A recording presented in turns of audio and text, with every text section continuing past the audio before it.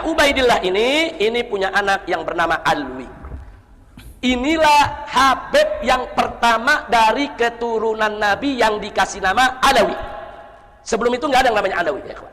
Nah, ini yang pertama kali disebut Alawi, sehingga keturunannya disebut Ba'alawi. Nah, jadi Ba'alawi diambil dari nama ini, saudara. Makanya di situ ditulis Alwi jaddu Ba'alawi. Ini kakeknya Ba'alawi, saudara. Nah, dan Alwi ini masyhur dalam sejarah, saudara, putra Ubaidillah. Dan orang semua tahu kalau dia cucunya Ahmad Al-Muhajir. Sampai-sampai Imam Sakhawi menyebut namanya, Imam Ibn Hajar Al-Haythami juga menyebut namanya, saudara. Imam-imam besar menyebut namanya dalam kitab-kitab mereka. Artinya apa? Ubaidillah dan Alwi juga bukan cerita fiktif. Sampai di sini jelas? Baik, kita lanjutkan secara singkat. Dari Alwi lahir anaknya namanya Muhammad. Muhammad lahir lagi namanya Alwi. Nah, dikasih nama kakeknya Alwi. Jadi ada dua yang namanya Alwi, saudara. Nah, kemudian yang berikutnya, saudara, ada lagi Ali Khalid Ghassan. Nah, Ali Khalid Ghassan ini, saudara, tinggal di Yaman. Beliau punya anak. Ini yang makamnya sampai hari ini ada di Muhammad Shahib Mirbad, dekat Sulalah. Dia masuk ke Oman ya. Ya, dia masuk ke negeri Oman di perbatasan. Jadi yang namanya Muhammad Shahib Mirbad, makamnya sampai hari ini masih ada. Makanya banyak santri-santri Al-Ahqaf kalau dulu mau ke Ahqaf, mau ke Hadramut lewat Sulalah, itu biasanya mereka mampir dulu kemari. Karena di daerah Sulalah itu, di situ ada magam Nabi Ayub ya, ada magam Nabi Ayub, Nabi Imran. Kemudian juga ada magam Muhammad Shahib Mirbad. Nah, ini sudah ada di Oman ini magamnya ya, ikhwan. Nah, dari situ saudara ada dua anak. Imam Muhammad Shahib Mirbad ada dua anak yang sangat populer. Yang pertama adalah bernama Ali, yang kedua bernama Alwi, saudara. Nah, Ali disebut Walidul Faqih. Kenapa beliau disebut Walidul Faqih? Karena beliau ayah kandung Al-Imam Muhammad Al-Faqih Al-Muqaddam. Jadi kalau disebut Al-Faqih Al-Muqaddam, saudara, nah namanya Muhammad, ayahnya adalah Ali. Makanya Ali disebut Walidul Faqih, ayahnya Faqih Muqaddam. Sehingga yang bernama Alwi, saudaranya Ali, disebut Ammul Faqih. Jadi yang satu disebut Walidul Faqih, yang disebut Ammul Faqih. Kenapa? Karena memang Faqih Muqaddam ini tokoh sentral, habaib, saudara, yang sangat terkenal. Nah, teman-teman, kita stop dulu ya. Jadi Faqih Muqaddam ini memang diagung-agungkan dari kaum Ba'alawi ataupun para habib-habib Ba'alawi ini. Karena katanya ya teman-teman, Faqih Muqaddam ini itu mi'raj 70 kali dalam sehari bertemu dengan Allah Subhanahu wa taala. Ya kan, luar biasa ya teman-teman ya. Itu menurut ya cerita mereka bahwasanya Faqih Muqaddam ini memiliki karomah yang sangat luar biasa. Makanya Faqih Muqaddam ini adalah tokoh yang sangat dipuja-puja oleh klien Ba'alawi. Tapi kalau menurut penjelasan Kiai Imaduddin Al-Bantani ya, Faqih Muqaddam ini adalah sebuah tokoh fiktif ya teman-teman. Nah, seperti itu nanti kita akan dijelaskan oleh Kiai Imaduddin Al-Bantani. Coba mari kita lanjutkan ya. Kemudian mari kita lihat. Dari Al-Faqih Muqaddam itu melahirkan tidak kurang dari 75 leluhur Ba'alawi. Hampir semua ada di Indonesia. Ini marganya. 75 leluhur ini 75 marga ya, ikhwan. Sementara dari Ammul Faqih itu melahirkan tidak kurang dari 15 leluhur Ba'alawi. Yang salah satunya adalah Azmat Khan. Nah, Azmat Khan inilah yang akhirnya melahirkan para wali songo. Ini saya sudah jelaskan dari tahun 2015 ini ya, ikhwan. Nah, makanya kalau Anda baca buku saya yang berjudul FPI, Dialog Amar Ma'ruf Nahi Munkar, saya cantumkan di sana nasab wali songo secara lengkap sampai kepada Pangeran Yusuf atau yang tadi disebut Maulana Yusuf oleh Kiai Qurtubi, saudara. Sampai di situ itu nasab tercatat, saudara. Nah, jadi supaya kita tahu inilah uraian nasab para habaib Ba'alwi dan uraian nasab wali songo. Ternyata wali songo dan para Ba'alwi ini mereka bersudaranya di mana? Mereka bersudaranya satu datuk di Imam Muhammad Shahib Mirbad. Nah, saudara. Nah, baik. Nah, pertanyaannya sekarang, kenapa kok yang wali songo datuknya nisbahnya ke Azmat Khan? Azmat Khan itu terkenal di India, saudara. Nah, bukan di Yaman. Di Yaman waktu itu belum lahir tuh Azmat Khan, saudara. Nah, jadi ceritanya datuknya Azmat Khan ini dari Yaman, mereka menjadi pedagang, saudara, di mana mereka melakukan perjalanan tijarah dari mulai Jazirah Arabia lewat Irak, saudara, lewat Iran, Afghanistan, sampai mereka tiba di India. Dan mereka di India, saudara, menyebarkan Islam yang dikenal dengan nama Sultan Abdul Malik, saudara. Sultan Abdul Malik ini datuknya wali songo. Dia sebarkan Islam di India, kemudian dia punya anak, punya keturunan, saudara. Nah, kemudian orang-orang menjuluki mereka ini Azmat Khan. Kita kalau dengar Khan itu biasanya dari mana? India. Ada Salman Khan, Shahrukh Khan. Nah, Khan dari mana? India. Nah, kok ada Wali Songo bisa dari India? Bukan dari India asalnya dari Hadramut. Datuknya hijrah ke India. Di India mereka menyebarkan Islam. Nah, teman-teman yang dimuliakan oleh Allah Subhanahu wa taala, jadi intinya ya Wali Songo juga diba'lawikan oleh Bapak Rizik Syihab ya, teman-teman. Nah, coba mari kita dengarkan ya, yaitu bagaimana penjelasan dari Kiai Imaduddin Al-Bantani tentang terkait ya Bapak Rizik ini, persoalan tentang nasab ya, teman-teman. Coba mari kita simak videonya. Buku khusus tentang mengungkap manuskrip-manuskrip palsu yang diberikan oleh Rabita Alwiyah, dalam hal ini via Rumel Abbas. Itu juga ada semuanya, semua apa yang telah mereka atribusikan sebagai manuskrip-manuskrip di abad ke-6, 7 itu ternyata semuanya palsu, dan kiai-kiai bisa untuk melihatnya di buku mengungkap manuskrip-manuskrip palsu Ba'alwi versi Rumel Abbas. Kemudian juga buku yang terakhir yang kemarin, sekarang ini orang-orang lagi mencari buku itu, yaitu buku yang saya beri judul Ulama Nusantara Menggugat Nasab Palsu. Orang yang mengaku cucu Nabi ini secara data di abad ke-9 Hijriah, 895 Hijriah, mengaku keturunan Nabi, kemudian mengurut nama-nama. Ali bin Abu Bakar, namanya Asakron nih, 895 Hijriah. Nama saya Ali bin Abu Bakar bin Muhammad bin Abdurrahman Asgar bin Maula Dawilah bin Ali Sahibud Darak bin Ali Al-Ghayyur bin Faqih Muqaddam bin Ali bin Muhammad Sahib Mirban bin Ali Qalikosa bin Alwi bin Muhammad bin Alwi bin Ubaid bin Ahmad bin Isa. Ahmad bin Isanya 345 Hijriah. Sementara di abad-abad itu sudah banyak kitab nasab. Di abad keempat katanya Alwi ini hidup 400 Hijriah, berarti abad kelima. Di abad kelima sudah ada kitab Tahdhibul Ansab karya Al-Ubaidili 435 Hijriah. Tidak ada di sana mengatakan Alwi ini adalah cucu daripada Ahmad bin Isa. Ahmad bin Isanya disebutkan dia punya anak, kemudian keturunan sampai beberapa keturunan, tapi tidak menyebutkan Alwi ini, buyutnya Rizik Syihab itu, sebagai keturunan baginda Nabi besar Muhammad. Ada juga di abad kelima itu kitab Muntaqilah At-Talibiyah kalangan Ismail Toba-Toba. Ismail Toba-Toba itu 470 Hijriah. Tidak menyebutkan juga bahwa Ahmad bin Isa punya anak namanya Ubaid. Ahmad bin Isanya disebut dia punya anak namanya Muhammad, dia punya anak namanya Ali, tapi tidak disebutkan dia punya anak namanya Ubaid. Kemudian kitab Al-Mazdi 490 Hijriah karya Al-Umari tidak juga menyebutkan Ahmad bin Isa punya anak namanya Ubaid. Ubaid punya anak namanya Alwi yang jadi Ba'alawi itu nggak ada. Kemudian naik ke abad ke-6 yaitu 597 Hijriah karangan seorang pakar usul fikih Imam Fakhruddin Ar-Razi. Beliau juga seorang ahli tafsir, punya kitab tafsir Mafatihul Ghaib, punya berbagai macam kitab sejarah dan lain sebagainya. Idza utliqal imamu fi usulil fiqhi fal muradu bihi Imam Al-Ar-Razi. Kalau dimutlakkan nama al-imam, qala al-imam dalam kitab-kitab usul fiqh, itu maksudnya adalah al-Imam Fakhrur Razi. Beliau mengarang, menulis sebuah kitab berjudul Asy-Syajarah Al-Mubarakah wa hasala fihi anna aulada Ahmad bin Isa al-Muqibin munhasirun fi salasati bani. Anaknya cuma 3. Siapa? Muhammad, Ali, Husain. Itu 597 Hijriah. Beliau menulis kitab itu. Wafat 604 Hijriah. Beliau punya anak murid namanya itu Al-Fakhri juga, ngarang kitab namanya Al-Fakhri. Al-Marwazi nama murid beliau. Itu 614 Hijriah. Di situ juga disebutkan nama Ahmad bin Isa, dan tidak disebutkan Ahmad bin Isa ini punya anak namanya Ubaid, punya cucu namanya Alwi. Nggak ada. Mereka tidak disebut keturunan Nabi pada 614 Hijriah.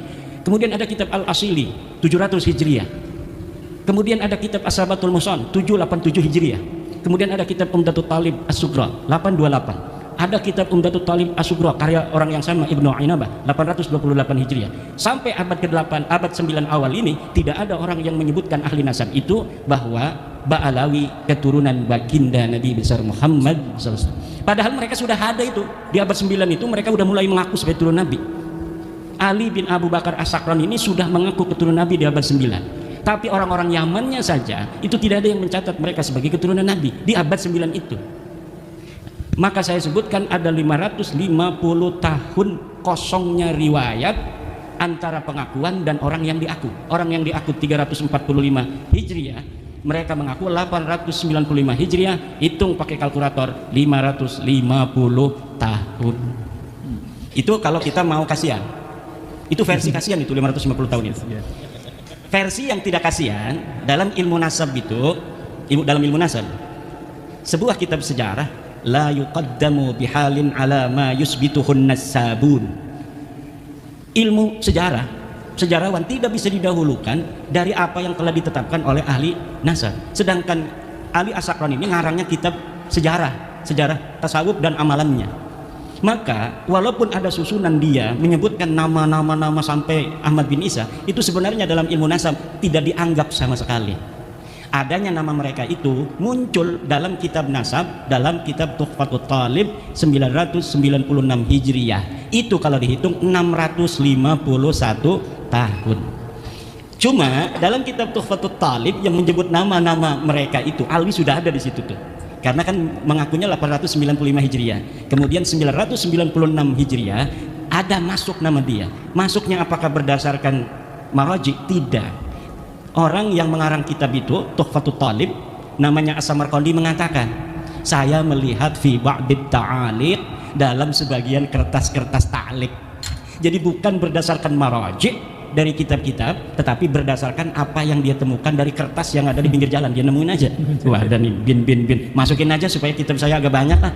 Itu hanya begitu saja.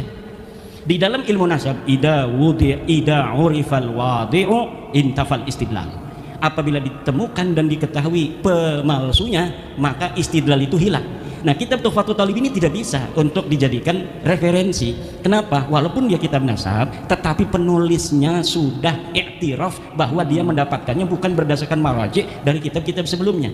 Sedangkan di dalam kitab nasab itu bisa diisbat hanya oleh kitab-kitab nasab.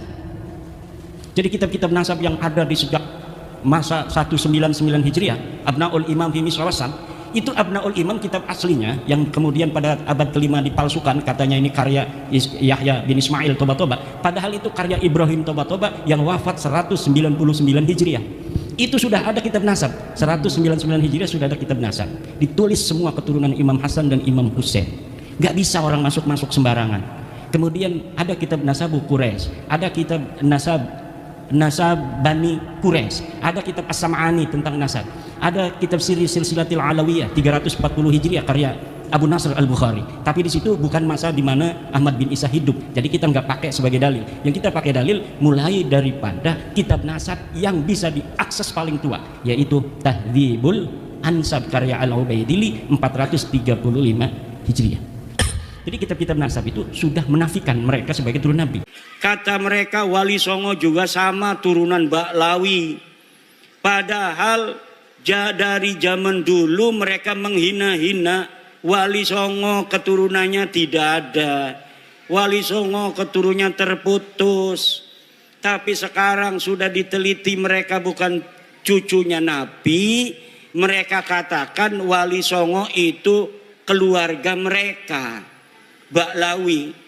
Rizik Sihab mengatakan bahwa Wali Songo Sunan Gunung Jati, anaknya yaitu Sultan Hasanuddin, adalah merupakan keturunan dari Baklawi sama dengan Habib-Habib. Iki arane pengen ngegawa Wali Songo rungkat kaya dewekanane. Mereka sudah rungkat, mereka tidak sudi, tidak ridho. Kalau hanya mereka yang rungkat, mereka juga ingin bawa-bawa Wali Songo yang asli putune Nabi. Wali Songo asli putune Nabi. Pengen supaya Wali Songo juga sama-sama putus nasabnya, sama-sama rungkat nasabe 2024. Ning dindi ceramah muter-muter pakai takbir lagi. Salah pakai takbir. Saudara-saudara, Sunan Gunung Jati punya istri Nyai Rara Santang, takbir. Ligane salah. Nyai Rara Santang itu bukan istrinya Sunan Gunung Jati, tapi ibunya Sunan Gunung Jati. Udah salah pakai takbir. Takbir. Marah anak-anaknya keturunan Sunan Gunung Jati, akhirnya minta maaf. Saya mohon maaf. Sekarang dia ngomong lagi bahwa Sunan Ampel adalah anaknya Sunan Gresik. Salah maning baik. Kalau di Banten dia takut sama cucu-cucu Sultan Hasanuddin seperti saya sampai dia minta maaf. Sekarang saya tantang cucu-cucu Sunan Ampel yang ada di Surabaya, bisa tidak mereka membuat Rizik Syihab minta maaf kepada keturunan Sunan Ampel Surabaya? Kalau sama Sultan Hasanuddin Sunan Gunung Jati dia sampai minta maaf, sekarang orang Surabaya kalau dia tidak minta maaf atas kesalahannya itu dengan mengatakan Sunan Ampel anaknya Sunan Gresik, padahal Sunan Ampel anak daripada Ibrahim Asmoro, maka berarti keturunan Sunan Ampel yang ada di Surabaya tidak dianggap oleh Rizik Syihab seperti turunan Sunan Gunung Jati Syarif Hidayatullah. Coba mana eta turunan Sunan Ampel di dia? Tuntut, suruh minta maaf. Bukan bapaknya Sunan Ampel Ibrahim Asmoro Kondi.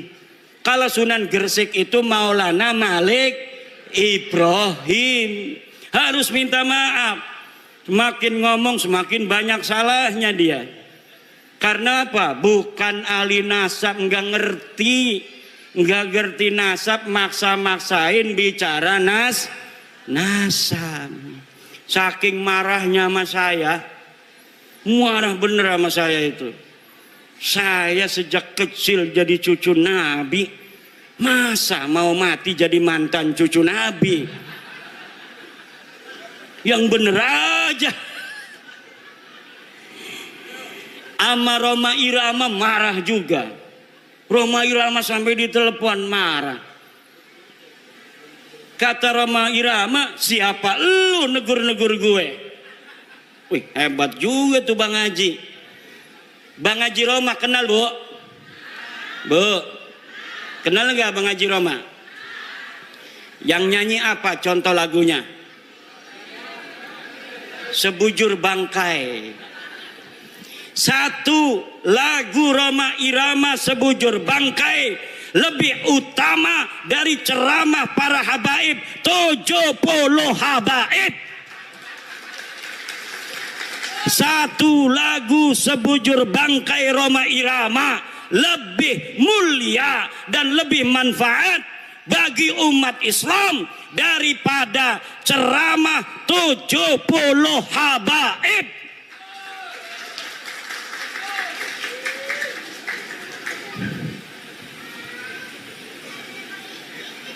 Kenapa lagunya Roma Irama kalau didengerin, kalau lagunya masalah akhirat, kayak neraka di depan mata, betul? Betul nggak? Kalau lagi nerangin masalah keindahan surga, kayaknya surga ada di depan mata. Kalau lagi menerangkan istri salehah, Masya Allah pengen nambah lagi. Setiap keindahan yang tampak oleh mata. Apa tuh? Nggak hafal saya. Ada kiai yang hafal seluruh lagu-lagu Roma Irama. Namanya Kiai Haji Raden Syarif Rahmat. Itu di rumahnya bukan kitab dia mah, kaset semua.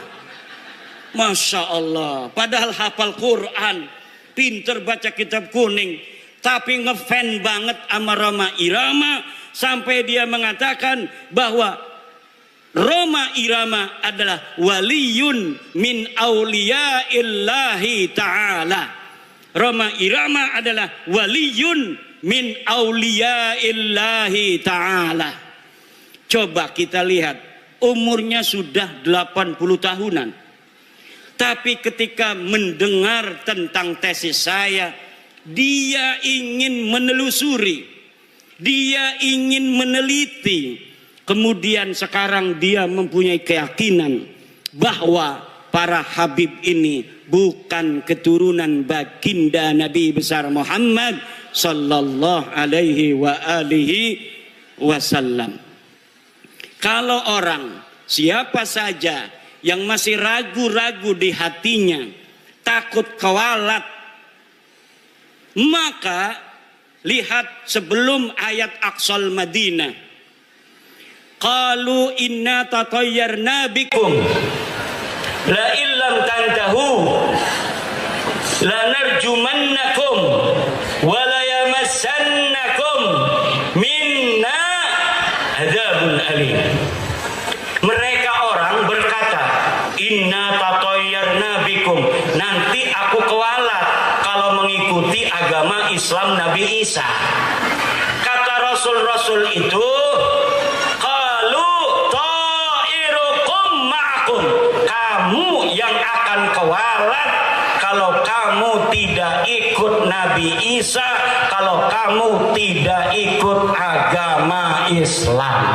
Pada kalau masalah habib, lamun ana sing ngomong, kalau ada yang berkata bahwa orang-orang yang membatalkan nasab Ba'lawi dia akan kewalat, maka saya katakan ta'irukum ma'akum, kamu yang akan kewalat karena kamu telah mengakui orang yang bukan keturunan Nabi sebagai keturunan Nabi.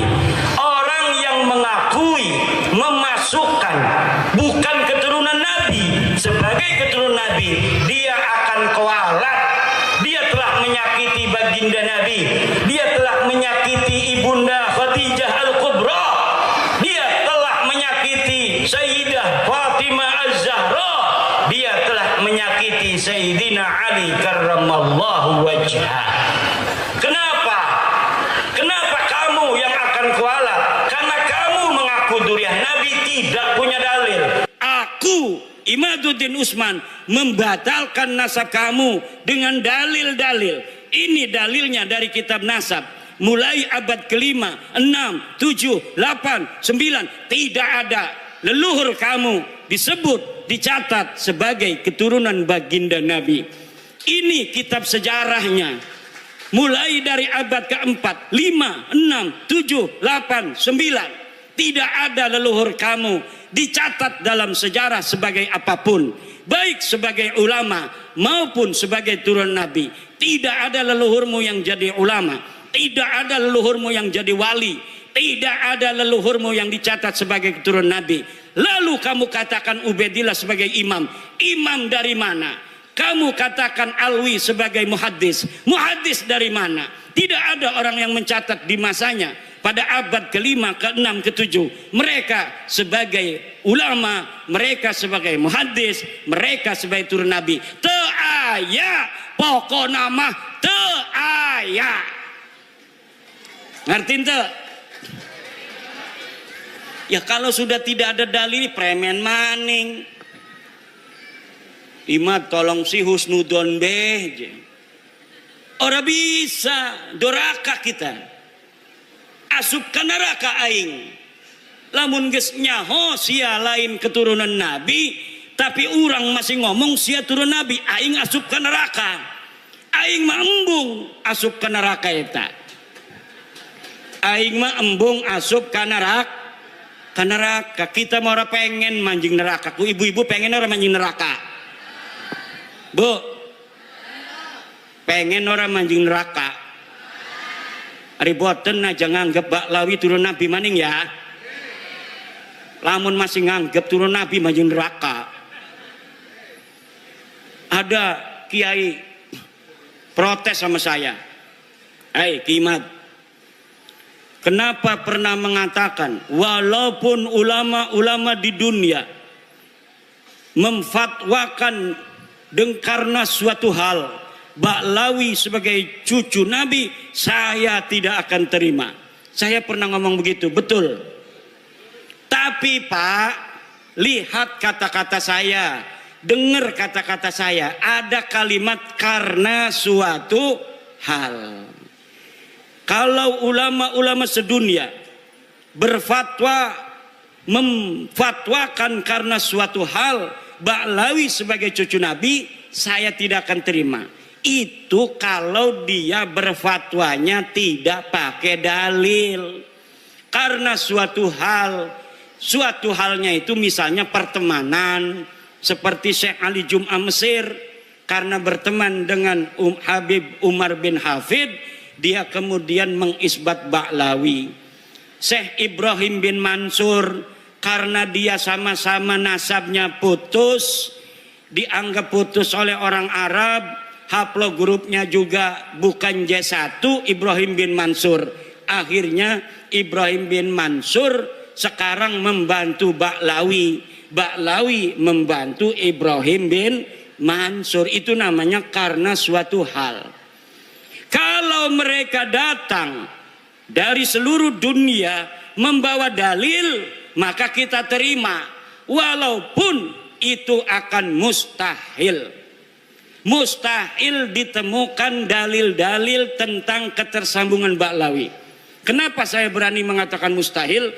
Karena algoritmanya tidak memungkinkan. Kenapa tidak memungkinkan? Karena di abad 9 saya sudah ainul yakin melihat dalil-dalil bagaimana mereka membangun nasab itu di abad 9. Tidak ada sebelumnya. Maka tidak mungkin akan ditemukan dalil di abad ke-8, dalil di abad ke-7, dalil di abad ke-6. Tidak mungkin ditemukan karena algoritma pembentukan, fabrikasi daripada nasab mereka hanya baru ada di abad 9. Kalau sampai mereka bawa manuskrip katanya abad ke-6, ke-5, saya pastikan itu manuskrip palsu. Apakah ada buktinya? Woi Kiai ngomong manuskrip palsu, manuskrip palsu. Saya sudah menemukan banyak pemalsuan-pemalsuan di dalam sejarah Ba'lawi. Saya banyak menemukan banyak pemalsuan dalam kitab-kitab Ba'lawi, seperti kitab Abnaul Imam yang ditulis abad kedua Hijriyah, lalu ditambahin di abad ke-5, kemudian dikatakan sebagai kitab abad ke-5. Padahal kitab itu ditambahin lagi pada abad ke-11, pada abad ke-13. Jadi apa yang tercatat di dalam kitab Abnaul Imam bukan semata-mata abad kedua, bukan semata-mata abad ke-5, bukan semata-mata abad 11, bukan semata-mata abad ke-13. Dan bukan semata-mata dicetak pada abad 15 sekarang. Ini baru dicetak. Tetapi dari banyaknya penulis dari satu masa ke masa yang lainnya tidak ada dibedakan. Ini catatan dari abad 2, ini catatan dari abad 5, ini catatan dari abad 11, ini dari abad 13. Tidak dibedakan.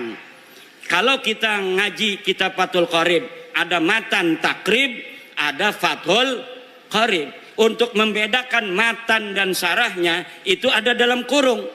Kalau yang dalam kurung itu matan, yang selebihnya itu syarah.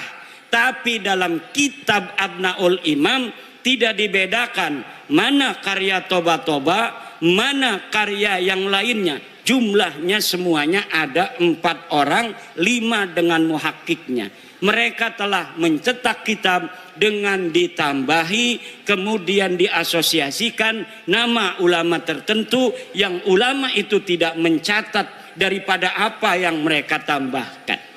Masih banyak lagi ibu-ibu, bapak-bapak, karena ini udah sore, insya Allah nanti kita akan bisa berjumpa kembali.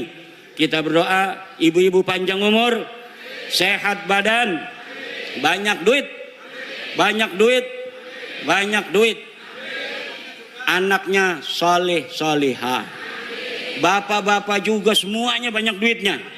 Ini yang hadir di sini dan anak keturunannya ila yaumil qiyamah jadi orang kaya raya semua, jadi orang yang berilmu semua, Jadi orang yang berpangkat tinggi semua bermanfaat dan menjadi pahlawan untuk generasinya masing-masing. Allahumma amin, Allahumma. Al-Fatihah.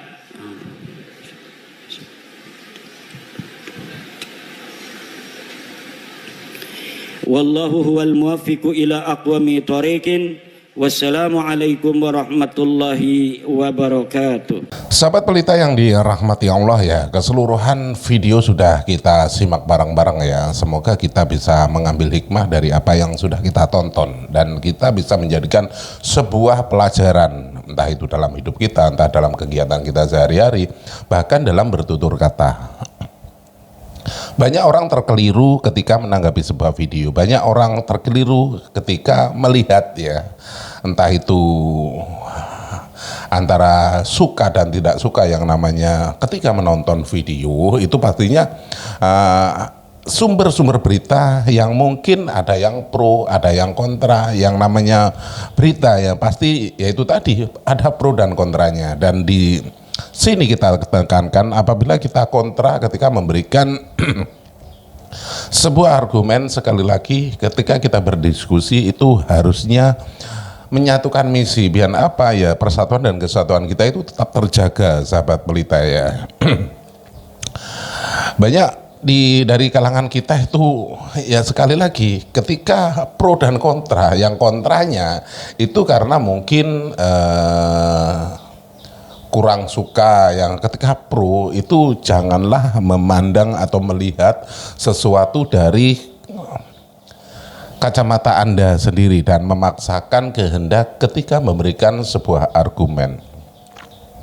Orang ketika mencintai membabi buta itu semua yang mungkin keluar dari apa yang sudah disampaikan. Mungkin ada sosok yang mungkin dicintai ya dalam video ini. Satu contoh lah, orang-orang yang mungkin selalu memberikan ceramah dan lain sebagainya.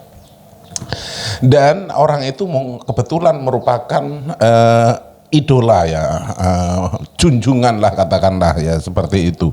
Sehingga apapun yang keluar dari mulutnya ataupun ucapan-ucapannya itu selalu dibenarkan, walaupun kadangkala itu ada unsur yang mungkin kesalahan ya dalam memberikan wejangan, memberikan tausiah dan lain sebagainya.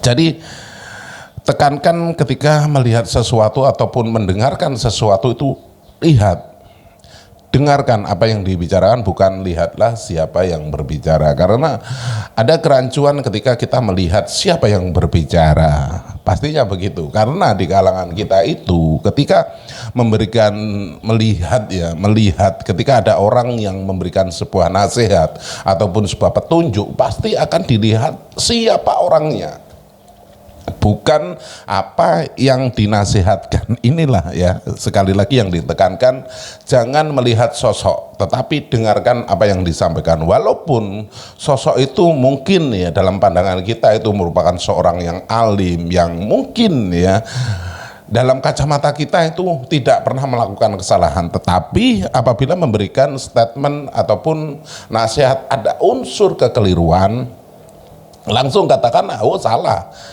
Bukan begitu ya, walaupun kita meminta nasihat, tetapi apabila nasihat itu malah menjerumuskan, kita pun bisa menolaknya, sahabat Pelita ya. Karena dalam diri kita itu harus bisa berpikir secara nalar, sahabat Pelita ya. Dan tentunya banyak dari kalangan-kalangan kita itu selalu yang mungkin dalam ranahnya dianggap sebagai alim, ulama dan lain sebagainya, tetapi dalam konteksnya itu selalu membuat keonaran, entah itu memprovokasi jamaahnya untuk tidak setuju dengan pemerintahnya dan lain sebagainya. Kan banyak seperti itu ya, mengadu domba antar sesama. Dari sinilah kita harus paham, harus jeli dan bisa mengkoreksi apa yang harus kita sortir ya, apa yang harus kita simak ya. Jadi buat sahabat Pelita yang dirahmati Allah, gunakan akal pikiran yang waras. Biar apa?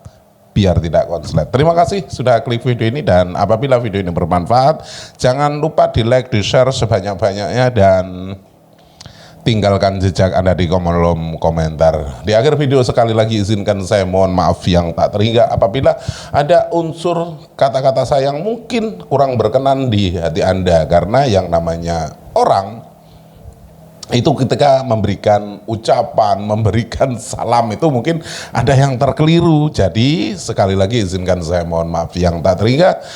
Di akhir video terima kasih, dan saya akhiri wabillahi taufiq wal hidayah. Wassalamualaikum warahmatullahi wabarakatuh.